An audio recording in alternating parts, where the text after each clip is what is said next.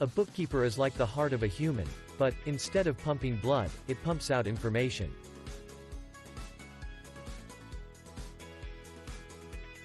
What's a typical day for a bookkeeper like?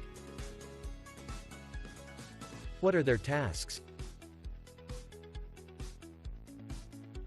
Here are bookkeeping tasks you should do every day. Get the mail and separate and distribute. Separate customer checks and supplier invoices. Answer the phone, direct calls, and take messages. Follow up on all calls needing attention. Prepare a listing of all the checks, 2 copies, one for the owner or supervisor and the other for documentation for the deposit slip. Prepare the bank deposit and deposit the checks in the bank manually or electronically. If your business has cash and credit card sales, reconcile them against receipts.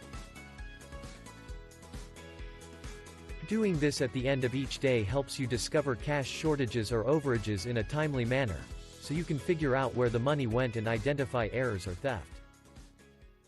Record supplier invoices received in the formal bookkeeping records manual or computer system.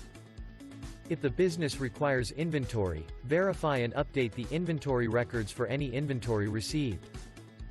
Review inventory reports for any potential shortages and reorder if needed.